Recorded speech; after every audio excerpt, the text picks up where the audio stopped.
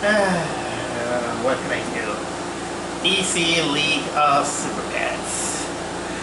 Before I start out, what you're hearing right now is the air conditioners.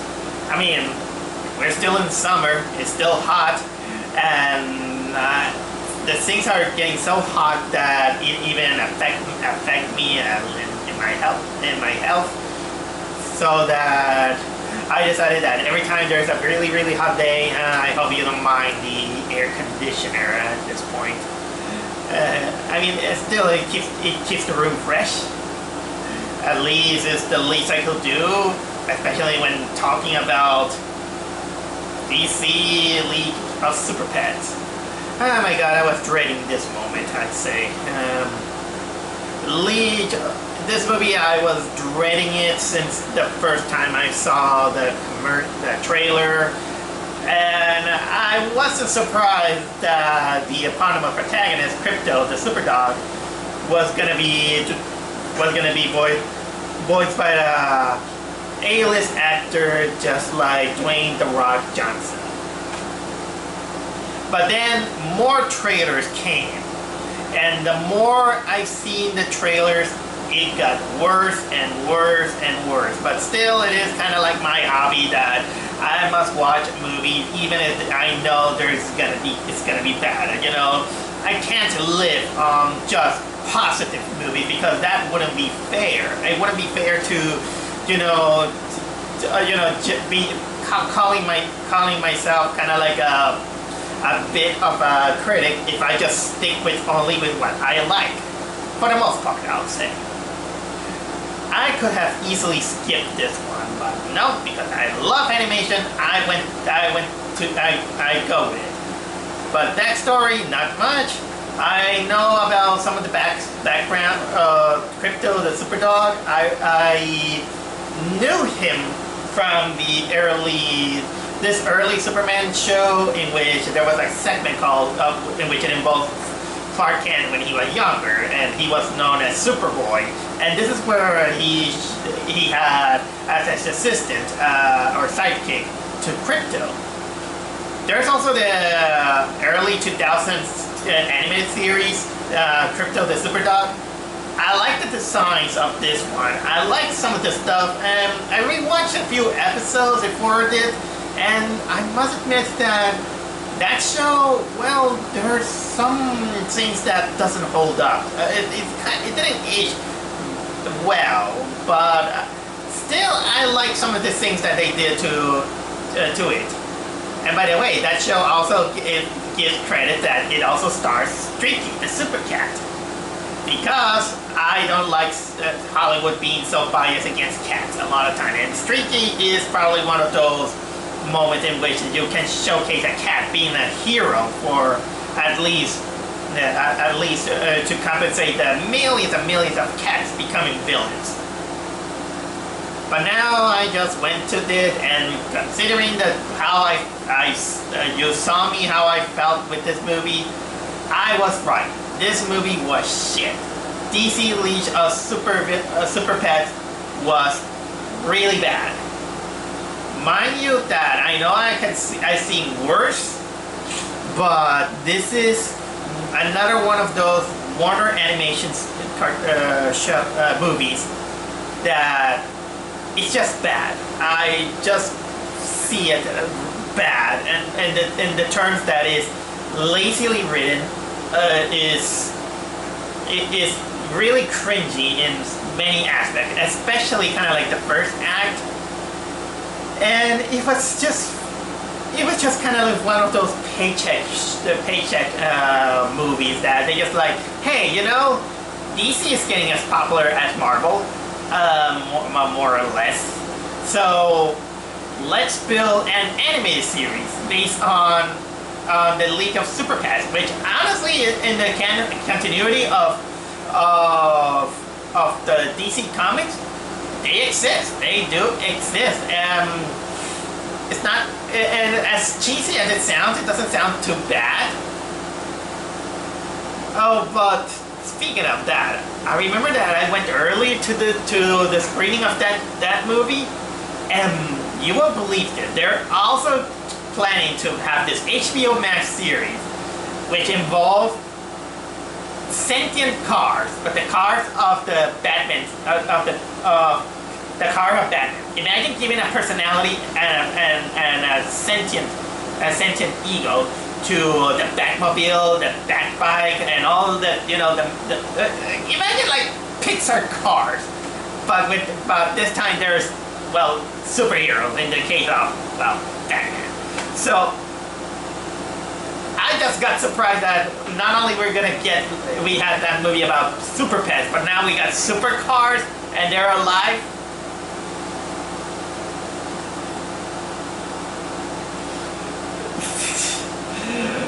Oh my god.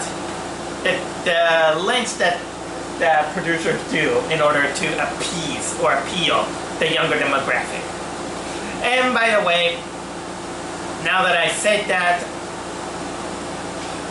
people gotta stop making excuses and giving good grades to an animated movie because saying that, oh well, it wasn't for me, it's for the kids. That's a lazy excuse that has been used over and over and over again. That is tiring and it's lazy. Don't never say that again. Okay, I think I rambled enough, but when I should be talking about this movie, because the movie of course, it stars Dwayne The Rock Johnson being Crypto the Superdog, and of course, apparently, he was beside Clark Kent the whole time, even during the destruction of Planet Krypton. And years go by, and Superman, becomes the superhero that we know. But this time he has kind of like this affection with Krypto. Like if Krypto lived kind of like long enough normal dogs. I mean, how old is Superman? What was it? I think he's in his 30s or 20s, but at this point, Krypto he aged really, really well considering the lifespan of dogs. But that's not the case. The point is that Krypto, he is very loyal to Superman.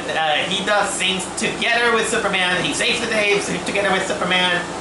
Until he realizes that Superman might ignore him because he's now getting engaged to Lois Lane. And so Krypto gets jealous, and he just looked at Lois with dagger in his eyes because he's thinking that Lois is gonna take away everything from Superman. Almost like you've seen this a lot of times in some even in cartoons that in which the dog gets jealous that the owner is gonna pay more attention to the woman or the man instead of the dog themselves. And then of course things go haywire when Lex Luthor technically gets a meteorite to almost land on Earth, which it has orange kryptonite, which basically it is said that is gonna it gives superpowers to anyone who touches it. But oopsie daisy, the Justice League appears, they defeat him, and of course the kryptonite doesn't work on humans. It works actually on animals. And the one who gets the pieces from that meteorite and gets the orange kryptonite and gets powers is none other than Lex Luthor guinea pig, which is this guinea pig who loves his hair named Lulu. She played by Kate McKinnon. I think it's say the word Kate McKinnon, yes. And then Kate McKinnon apparently goes with saying that I'm gonna free Lex Luthor from prison, and he's gonna see how worthy I am because now I got these powers that I can control everything. I got the psychic powers, and she basically even raises an army of other guinea pigs with superpowers and all these things. And it's up to Krypto to save the day. But of course, problems arise when Krypto, of course, loses his power because he swallowed a cheese that has kryptonite, and of course the guinea pigs kidnaps and captures all the Justice League, and well, Krypto he just needs the help from some other animals that were also part, that they were kind of like a group inside a pet care center, in which it consists of a dog named Ace, who is voiced by Kevin Hart, and yes, he is Ace the Bathound. I'll get to that. There's the squirrel and then all these animals that get exposed by the orange kryptonite. Like for example, Ace becomes indestructible. There's this pig who can grow to sizes. There is this squirrel who gains power to electricity, and a turtle who gains super speed.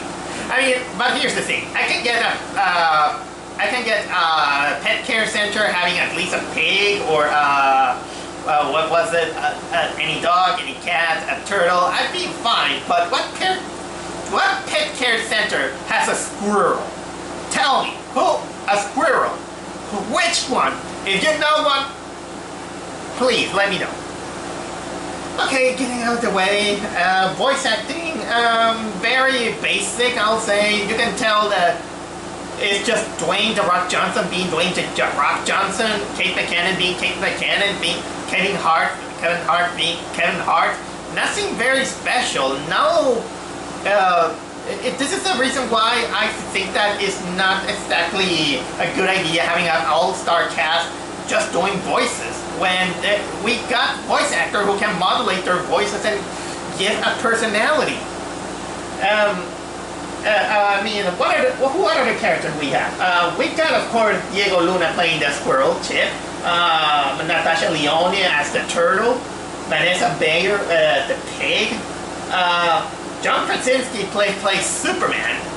And, of course, we have some few appearances of Batman, who is played by Keanu Reeves. And funnily enough, he is the only actor who actually nails the voice of Batman. And also we got Thomas Middleditch and what was it, Ben Schwartz, who voices a fire guinea pig and a watery guinea pig. And well, Lex Luthor is also played by Mark Maron. I just reading my IMDb because I pretend to forget things. I always say that. As for characterization of those characters, man, that they're annoying. And Crypto himself, from the first almost the first half of the movie, he's pretty much an asshole. I mean, he kind of even fantasizing about killing Lois Lane and acting very smug and acting like kind of like he's falling in love with Superman to the point that he gets so jealous. And of course he treats other animals like he's high and mighty and sometimes talks a lot. And man, okay, he's less dignified than the Crypto from the animated series. What else I can say about this? What else I can say? Although he gets a little bit better then, but it does, because they wanted to make him kind of like given an arc, but the arc of his character development feels so rushed that I don't buy it. We also have Ace, who started out, you know, like the dog, the dog with intelligence that he always tried to get away from the pet care center. And yes, he is, of course, the dog who's going to turn eventually into Ace the Bathound, Batman's dog. But his voice doesn't make me feel like he's kind of like Ace. He's pretty much like just being Kevin Hart. And he pees. Yeah, he pees. And that you find that kind of like a joke or something like that. The other animals, they're very annoying. They're as annoying as the Lightyear crew. And especially this pig. This pig talks a lot like she's a fangirl of Wonder Woman. And every time she begins to go into all these rambles, the first thing into my mind is like, pig, just shut up. The Justice League, I'll say, okay, I'm gonna give a little bit of credit of John Krasinski playing Superman. He's not bad. The other Justice League characters, we got we got of course Batman, Keanu Reeves, and boy, that he's hideous. I don't like a lot of the design of them. Wonder Woman, of course. We got the Flash with which it was kind of like a lazy design on his design. We got Green Lantern, but not Hal Jordan or what was it, John Stewart. It's not even because we know that Warner Brothers want to also have some woke points. They got actually the female Green Lantern, Penelope Cruz. I think it was called Penelope Cruz. But I mean, it wouldn't be so bad if Warner Brothers didn't stick up to this mentality and that it gets a little bit too tiring. Then, and of course, they also added Aquaman, which he has, of course, the hook for the hand, which I think they're gonna get into Aquaman 2. They're gonna explain that probably. Maybe not. I will never know because I think I might skip it for obvious reasons. And my God, Cyborg. They add Cyborg, but my God, I want to find the guy. I want to meet the guy who has the bright idea to design him with a half an afro. He has the half and an afro, and I want to ask him, why? Why do you have this half an afro? Please, why?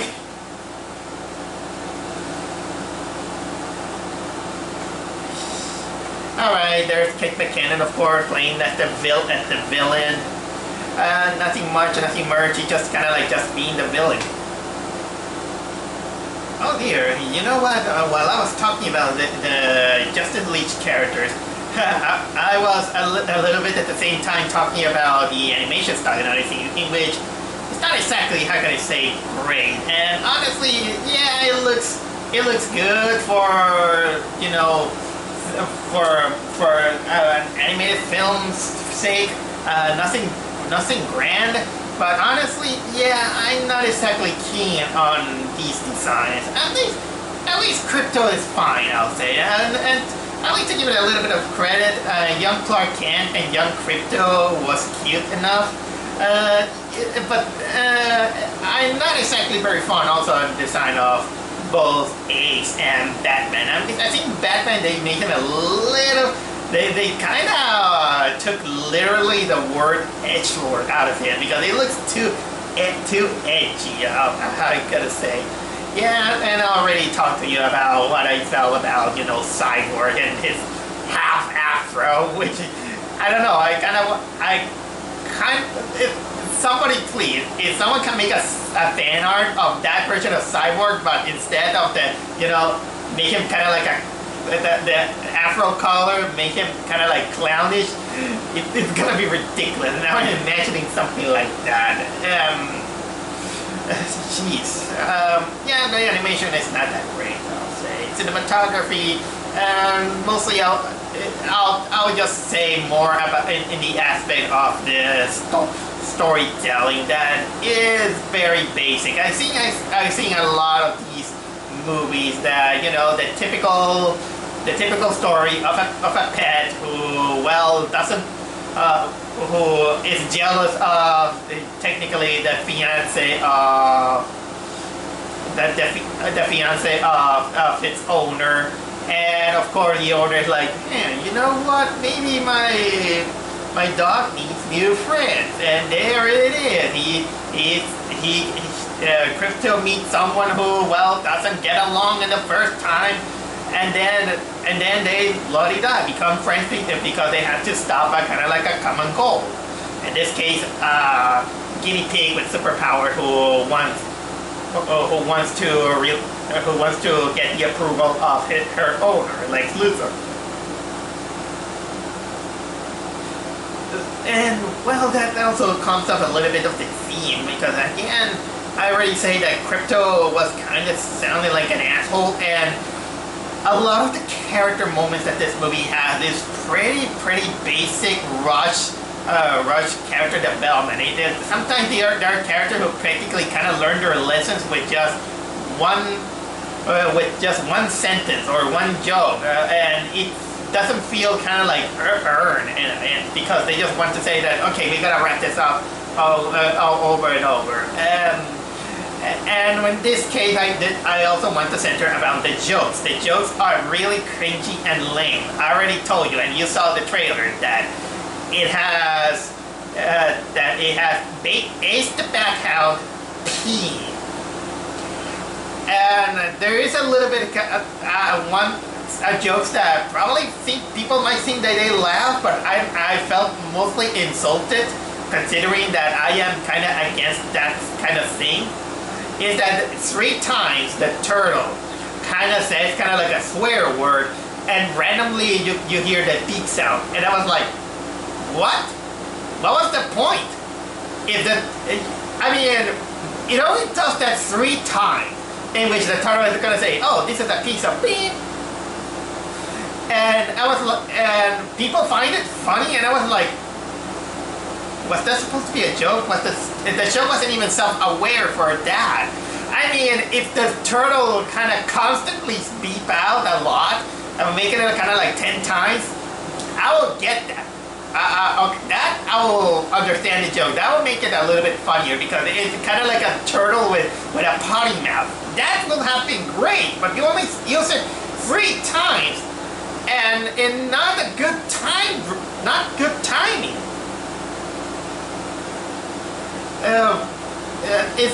Even the jokes are kind of like tries to be funny, and sometimes you get kind of like a nice moment, or sometimes they just think that in order to create a character development, you only need to put up your stock pop or music in order to show an emotion. Like, for example, there's kind of like a moment in which you wanted to show the backstory of Ace, and the whole segment is just this montage with music almost like akin to, how can I say, Toy Story 2.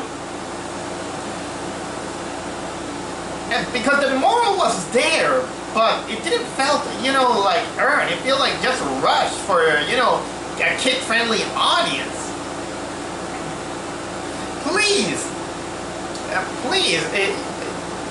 this is inexcusable. Stop defending a movie just because saying that, oh, kids will like it.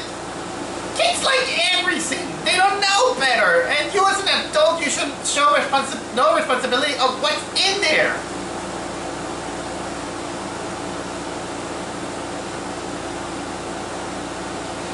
Sorry, I think I might have exploded, because honestly, DC Legion of Super-Pets mostly got me thinking about what is the problem with all these animated films that go on the screen. And most of the time, no matter how shit the movie is, it always gets good grades. Or always, when a reviewer goes and say that, maybe it's not for me, it's for the kids will like it. Every single time. Every single time. The kids will like it. The kids will like it. The kids will like it. The kids will like it. The kids will like it.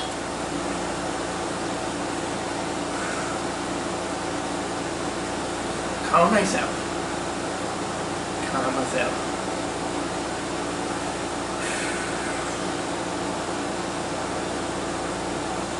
Look, it's not the worst thing DC has ever done. At least this movie is not Batman vs. Superman or Birds of Prey. But this is very below average. Very below average animated movie. I hate also that it doesn't have Streaky the Super Cat, because fuck cats. Cats are evil, the Hollywood bias. And by the way, I haven't seen it because I just ran out of the movie theater after the first mid-credit scene, but people told me that there is a Black Adam hook within this movie.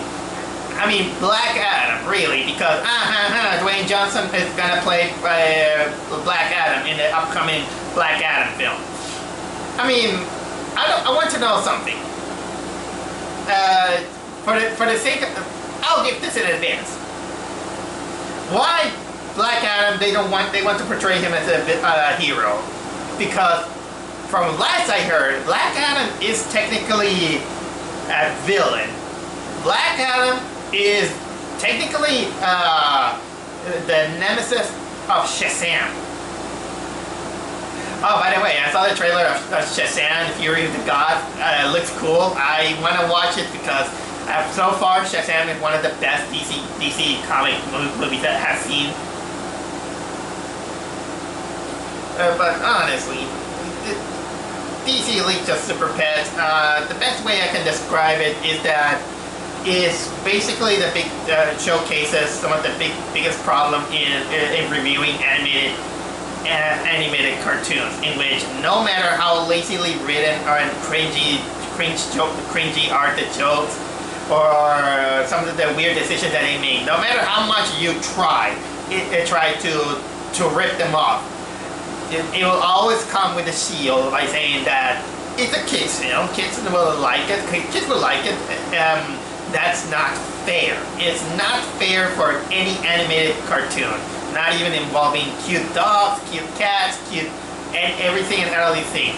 And yeah, there is a kitty there in the movie that I swear that you missed the opportunity to make the Streaky the Super Cat. Man, I'm still clamoring for a Streaky the Super Cat movie. Please, DC, do a Streaky the Super Cat movie.